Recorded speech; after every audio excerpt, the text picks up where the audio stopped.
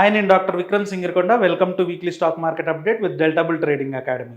Last week మనం Nifty all time hike వచ్చిన తర్వాత అక్కడ కన్సాలిడేట్ అవుతుందా, బ్రేక్అవుట్ అవుతుందా, లేకపోతే మళ్ళీ బ్రేక్ డౌన్ అయిపోయి ట్రెండ్ చేంజ్ అవుతుందా అనే విషయం గురించి మనం డిస్కస్ చేసుకున్నాం. మనం డిస్కస్ చేసుకున్నట్టుగానే మార్కెట్ కన్సాలిడేట్ అవుతూ చిన్న బుల్లిష్ బయాస్లోనే ఉంది. సో ఈ వీక్ ఏం జరిగింది, నెక్స్ట్ వీక్ ఏం జరగడానికి అవకాశం ఉందని మళ్ళీ మన రెగ్యులర్ పద్ధతిలోనే డెరివేటివ్ డేటా అనాలిసిస్ చేస్తూ నెక్స్ట్ వీక్కి ఏం ప్రొజెక్ట్ చేయొచ్చు, ఎలా మార్కెట్ వైపు మనం చూడొచ్చు అనే విషయాన్ని మనం ఇక్కడ ఈ వీడియోలో చూద్దాం.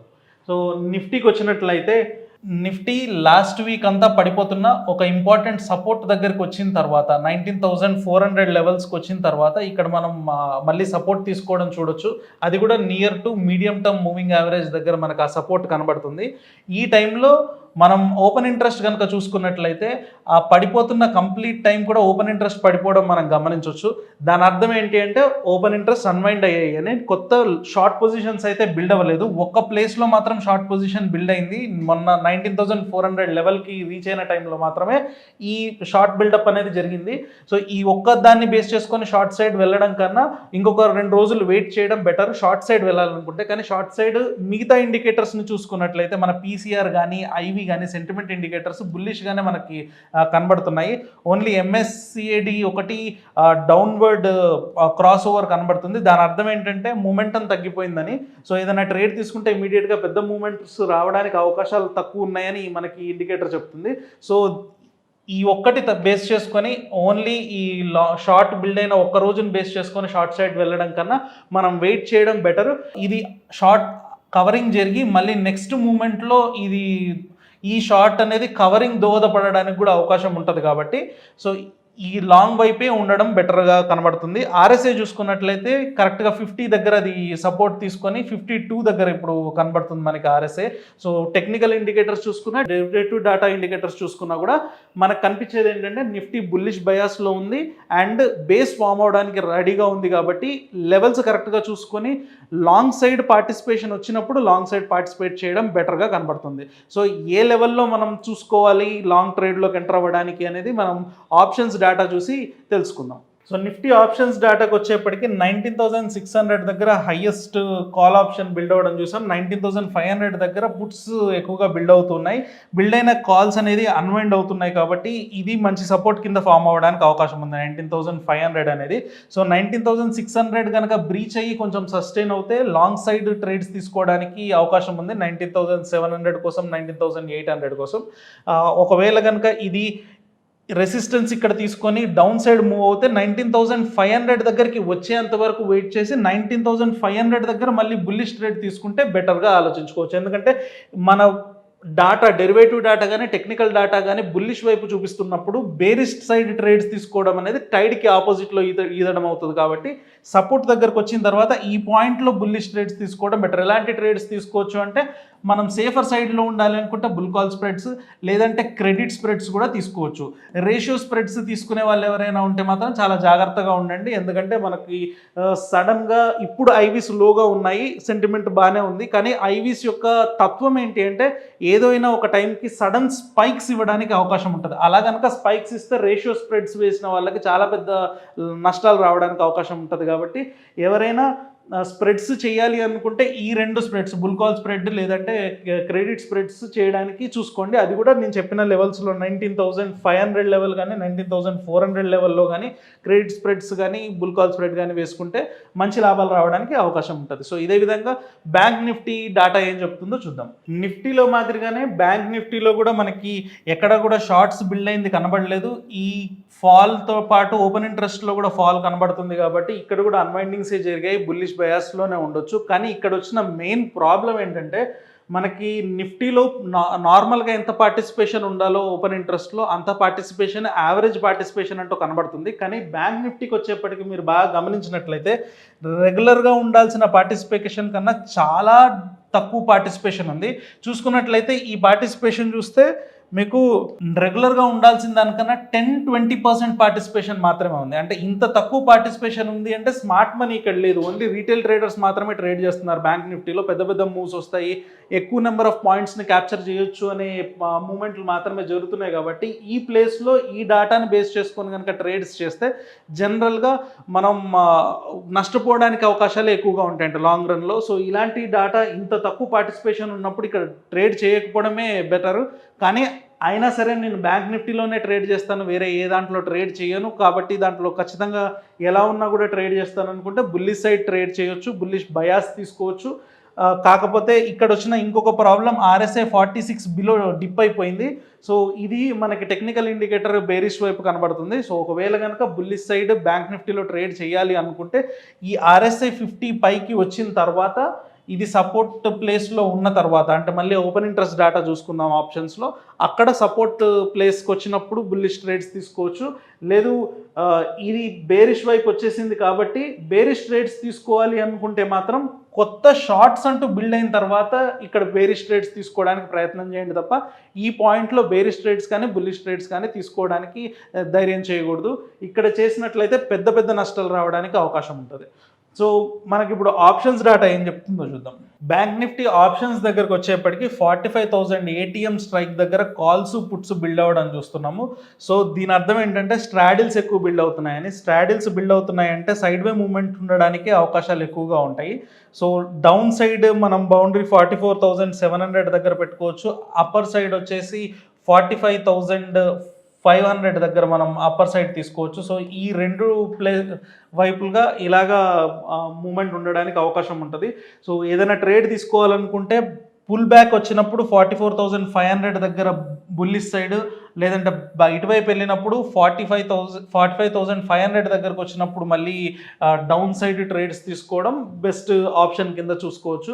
ఈ ప్లేస్లో తీసుకోవాలి, నేను ఇమీడియట్గా నేను ట్రేడ్లో ఎంటర్ అవ్వాలి అనుకుంటే ఇదే విధంగా మీరు కూడా స్ట్రాడిల్స్ 45,000 స్ట్రాడిల్స్ బిల్డ్ చేసుకొని దానికి ఈ 44,400 దగ్గర కానీ లేదంటే 45,600 దగ్గర కానీ ఆప్షన్స్ కొనుక్కున్నట్లయితే ప్రొటెక్టెడ్గా మనం ఈ స్ట్రాడిల్ని పెట్టుకోవచ్చు. లేదు స్ట్రాంగిల్స్ కూడా బిల్డ్ చేసుకోవచ్చు. మీ బ్రేక్ ఈవెన్ 44,600 ఇటువైపు, అటువైపు వచ్చేసి 45,600 వచ్చేలాగా బ్రేక్ ఈవెన్ వచ్చేలాగా స్ట్రాడిల్స్ బిల్డ్ చేసుకోవాలనుకున్న బ్యాంక్ నిఫ్టీలో చేయడానికి అవకాశం ఉంటుంది. సో నెక్స్ట్ స్టాక్స్ చూద్దాము. ఏ స్టాక్లో బిల్టప్స్ ఎలా ఉన్నాయి, నెక్స్ట్ వీక్ కోసం ఏ స్టాక్ని లాంగ్ సైడ్ ఏ స్టాక్ని షార్ట్ సైడ్ తీసుకోవడానికి అవకాశాలు ఉన్నాయనేది ఈ స్టాక్స్ ఒకసారి చూద్దాం. సో స్టాక్స్కి వచ్చినట్లయితే ఒక లాంగ్ సైడ్ ఒక 2-3 స్టాక్స్, షార్ట్ సైడ్ ఒక 2-3 స్టాక్స్ చెప్పుకుందాము. ఎందుకంటే పూర్తిగా నేను ఈ యూట్యూబ్ వీడియోలో కూడా చెప్పడానికి కుదరదు కాబట్టి మేము మా మెంటర్షిప్ కొలీగ్స్కి కానీ లేకపోతే మా స్టూడెంట్స్ దగ్గర డిస్కస్ చేసిన వాటిలో నుంచి కొన్ని పిక్ చేసుకొని మాత్రమే చెప్పడం జరుగుతూ ఉంటుంది. సో అందులో చూసుకున్నట్లయితే ఫస్ట్ పిక్ వచ్చేసి మంది లాంగ్ సైడ్లో IDFC ఫస్ట్ బ్యాంక్ మేము పిక్ చేసుకున్నాము. ఈ IDFC ఫస్ట్ బ్యాంక్ చూసుకుంటే ఇంట్రెస్టింగ్గా ఏం జరుగుతుందంటే, మీరు ఈ కన్సాలిడేషన్ చూసారు, ఆల్ టైమ్ హైక్ వచ్చిన తర్వాత ఈ కంప్లీట్ కన్సాలిడేషన్లో మీకు ఎక్కడ కూడా వాల్యూమ్స్లో కానీ ఓపెన్ ఇంట్రెస్ట్లో కానీ ఈ కంప్లీట్గా ఇక్కడ నుంచి ఉన్న లాంగ్స్ అన్నీ ఇక్కడ అన్వైండ్ అవ్వడం చూసాం మనం ఈ కన్సాలిడేషన్లో. దాంతోపాటు మంచి వాల్యూమ్స్ అయితే రెండు చోట్ల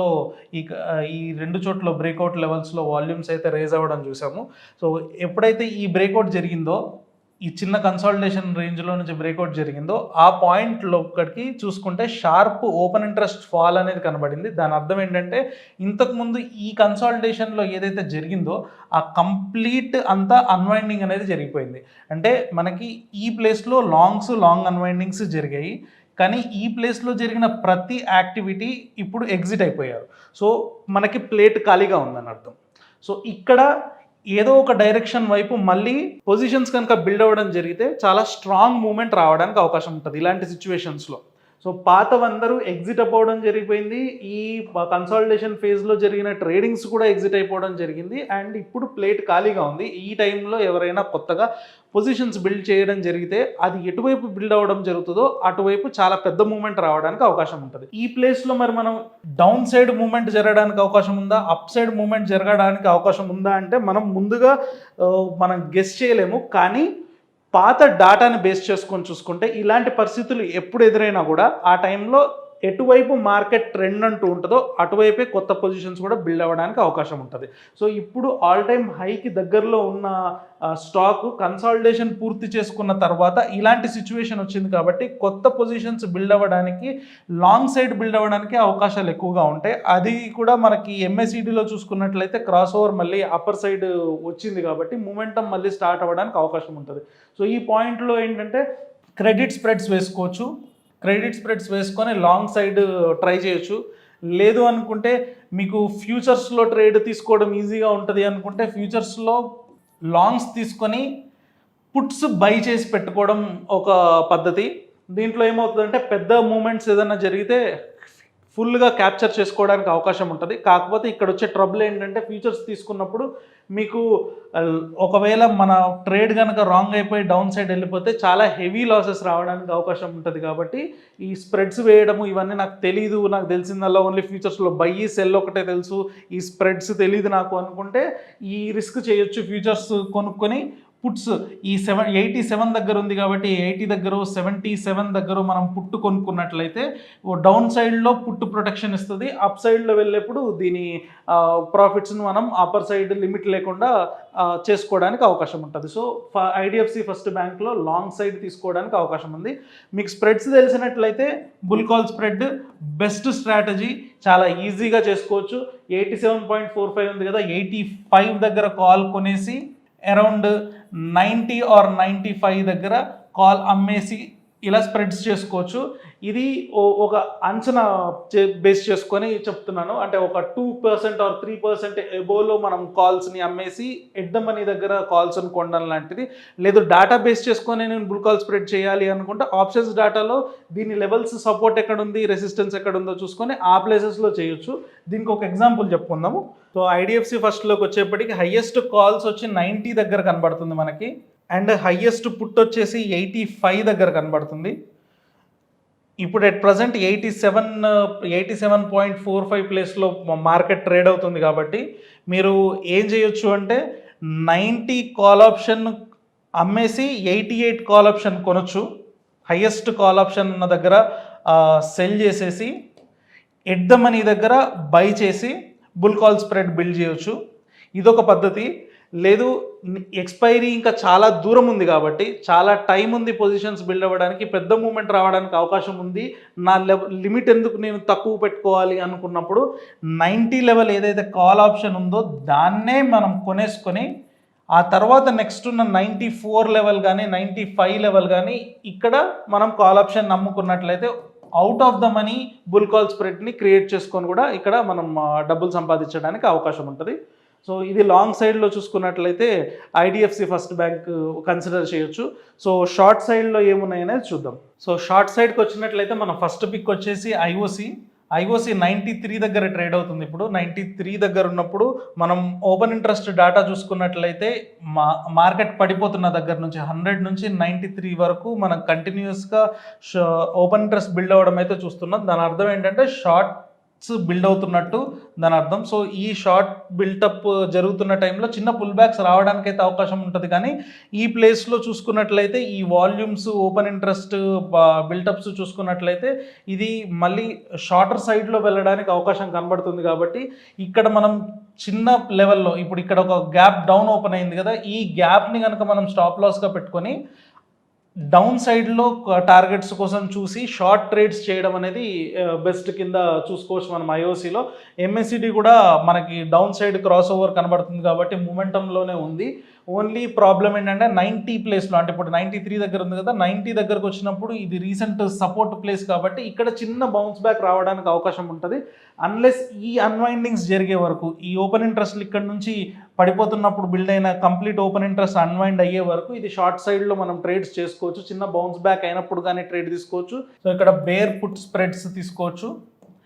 93 దగ్గర పుట్ని బై చేసి 90 or 85 దగ్గర పుట్స్ని సెల్ చేసినట్లయితే డౌన్ సైడ్ మూమెంట్లో మనం ప్రాఫిట్ని క్యాప్చర్ చేయడానికి అవకాశం ఉంటుంది. సో నెక్స్ట్ స్టాక్ వచ్చేసి ఐటీసీ చూద్దాం. దీంట్లో షార్ట్ సైడ్లో ఐటీసీ చూసుకున్నట్లయితే చాలా ఇంట్రెస్టింగ్గా కనబడుతుంది. ఇప్పుడు కంప్లీట్గా ఆల్మోస్ట్ మనకి 350 లెవెల్స్ దగ్గర నుంచి 450, 500 లెవెల్స్ అటు 450 లెవెల్స్ వచ్చేంత వరకు ఇప్పుడు రీసెంట్ హై వరకు కూడా కంప్లీట్గా లాంగ్ అన్వైండింగ్స్తో మంచి బిల్టప్స్ అయితే చూసాము. ఈ ప్లేస్లో కన్సాలిడేషన్ టైంలో ఏం జరిగిందో చూడండి. ఈ కన్సాలిడేషన్ టైంలో కంప్లీట్గా ఇక్కడ నుంచి వచ్చిన లాంగ్స్ అన్నీ కూడా అన్వైండ్ అయిపోయిన తర్వాత బిల్టప్ అనేది కనబడింది. ఈ బిల్టప్ ఎటువైపు వెళ్తుంది అనేది మనకు ముందుగా తెలియదు. చూడండి, ఇక్కడ నుంచి ఇదంతా కన్సాలిడేషన్ జరుగుతుంది, ప్రైస్లో ఎలాంటి మూమెంట్ జరగలేదు, కానీ ఓపెన్ ఇంట్రెస్ట్ మాత్రం కంప్లీట్ బిల్టప్ అవుతుంది. ఈ బిల్ట్ అవుతున్న ఓపెన్ ఇంట్రెస్ట్ ఎటువైపు తీసుకెళ్తుంది అనేది ఈ పాయింట్లో మనకు తెలియదు, కానీ ఈరోజు చూసుకుంటే అది బ్రేక్ డౌన్ అవ్వడానికి అవకాశం క్లియర్గా కనబడుతుంది. ఈ టైంలో మనకి ఎంఎస్సిడి కూడా డౌన్ సైడ్ క్రాస్ ఓవర్ కనబడింది, వాల్యూమ్స్ కూడా ఇక్కడ పికప్ అవుతున్నాయి. కాబట్టి ఈ ప్లేస్లో మనం డౌన్ సైడ్ తీసుకుంటే ఎక్కువ విన్ అవ్వడానికి అవకాశం ఉంటుంది. ఇక్కడ 400 లెవెల్స్ వరకు కూడా మనం చూడొచ్చు, 458 నుంచి. కానీ ఇమీడియట్ ఈ ఎక్స్పైరీలోనే కాదు, బట్ మనం అన్లెస్ ఈ రీసెంట్ హై బ్రేక్ అయ్యే వరకు డౌన్ సైడ్కి ట్రేడ్స్ ప్లేస్ చేసుకోవడం ఇక్కడ బెస్ట్ స్ట్రాటజీ కింద మనం చూసుకోవచ్చు. సో ఇక్కడ స్ప్రెడ్స్ తీసుకోవాలి అనుకుంటే బేర్ పుట్ స్ప్రెడ్స్తో ట్రేడ్ చేస్తూ స్టాప్ లాస్ని ట్రైల్ చేసుకుంటూ రావడం బెటర్. ఎందుకంటే ఈ కంప్లీట్ మూమెంట్లో కూడా ఎక్కడ రీజనబుల్గా పుల్ బ్యాక్స్ అనేవి పెద్దవి రాలేదు. కాబట్టి ఈ హై తర్వాత ఒక మంచి పుల్ బ్యాక్ అయితే రావడానికి అవకాశం ఉంటుంది. ఇన్వెస్టర్స్ కోసం కాదు చెప్పేది, ఇది ట్రేడర్స్ కోసం మాత్రమే. ఇన్వెస్టర్స్కి ఫండమెంటల్లీ ఏం రాంగ్ ఇందులో లేదు. ఓన్లీ ఇంత పెద్ద రన్ తర్వాత ఇప్పుడే షార్ట్స్ బిల్డ్ అవుతున్నాయి కాబట్టి ట్రేడర్స్ షార్ట్ టర్మ్లో మిడ్ టర్మ్లో కొంచెం షార్ట్ సైడ్ ట్రేడ్స్ తీసుకొని లాభపడడానికి ఇక్కడ అవకాశం ఉంటుంది. కాబట్టి బేర్ పుట్ స్ప్రెడ్స్ తీసుకోవచ్చు. 458 ఉంది కదా, సో 460 దగ్గర పుట్ కొనేసి అరౌండ్ 440 దగ్గర లాగా 440 దగ్గర పుట్ అమ్మేసినట్లయితే down side movement break down జరిగితే దాంట్లో క్యాప్చర్ చేయడానికి అవకాశం ఉంటుంది. సో మనం లాంగ్ సైడ్ చూసుకున్నట్లయితే ఈరోజు ఐడిఎఫ్సి ఫస్ట్ బ్యాంక్ చెప్పుకున్నాము, షార్ట్ సైడ్ చూసుకున్నట్లయితే ఐఓసి అండ్ ఐటీసీ చెప్పుకున్నాము. నెక్స్ట్ వీక్ కోసం మనం లాంగ్కి ఐడిఎఫ్సి ఫస్ట్ బ్యాంక్, షార్ట్కి ఐఓసి ఉన్న ఐటీసీ అనేది చూసుకున్నాం కదా. సో ఇవి నెక్స్ట్ వీక్ ఎలా ప్యాన్ అవుట్ అవుతుంది అనేది మళ్ళీ నెక్స్ట్ వీక్లీ అప్డేట్లో చూద్దాం. ఇదే విధంగా మీరు కూడా ప్రో లాగా అనలిటిక్స్ చేసి తర్వాత ఫుల్ టైం ట్రేడర్గా మారాలనుకుంటే మాత్రం కింద ఫోన్ నెంబర్కి కాల్ చేయండి, స్లాట్స్ బుక్ చేసుకోండి. వర్క్షాప్స్ జరుగుతుంటాయి ఎవ్రీ వీక్, ఓన్లీ 10 మెంబర్స్కి మాత్రమే అవకాశం ఉంటుంది. సో బుక్ చేసుకొని అటెండ్ అయినట్లయితే మనకి బేసిక్ లెవెల్ నుంచి అడ్వాన్స్డ్ లెవెల్ వరకు అక్కడ కంప్లీట్గా టీచ్ చేయడం జరుగుతుంది. Thank you.